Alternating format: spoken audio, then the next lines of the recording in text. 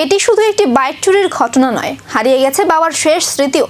দক্ষিণ ত্রিপুরার শান্তির বাজারে কলেজ পড়ুয়া রূপক বড়ুয়ার বাড়ি থেকে চুরি হয়েছে তার বাবার দেওয়া প্রিয় বাইক।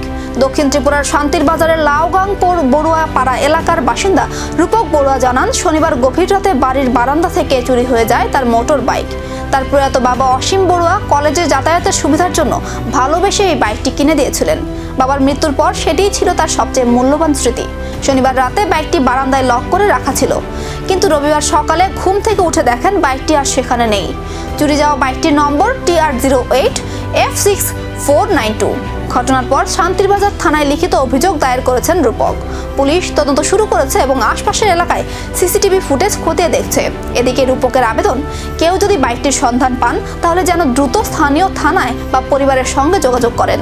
দ্রুত বাইক উদ্ধার এবং অভিযুক্তদের গ্রেফতারের দাবিও জানিয়েছেন স্থানীয় বাসিন্দারা।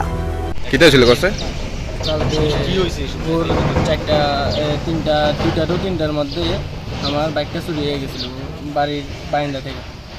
গিটি লক করা ছিল, কিন্তু শেষরাই লয়ে গেছে। খবর পাইছো কোন সময়? খবর পাইছি যে সময় আমরা 3টার সময় ঘুমের থেকে উঠছিলাম ভোর, সেই সময় বাইক আসলো না বারান্দার মধ্যে। প্রতিদিনই এমনি রাখো? হ্যাঁ, বারান্দা এমনিই রাখি আমি। এটা হচ্ছে লাউগাং বড়ুয়া পাড়া। যে সাইকেলটা লয়ে গেছে, এই সাইকেলটা কি সাইকেল আসলো? এটা ছিল অ্যাপাচি RTR 164B। নাম্বার কত? নাম্বার ছিল TR08 F6492। আচ্ছা, তো তুমি যে বাইক হারানো যাওয়ার পর তুমি কি পদক্ষেপ নিছো?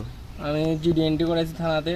তো বাড়ির আশেপাশে যারা বাড়িতে সিসিটিভি আসছিল এটি চেক করতে আছে, এখনো কোনো খবর পাইছি না। পুলিশ কি জানিয়েছে? এটি শুধু একটি বাইক নয়, এক সন্তানের কাছে বাবার শেষ স্মৃতি। সেই স্মৃতি কি ফিরে আসবে? এখন সেই আশাতেই দিন গুনছেন রূপক বড়ুয়া।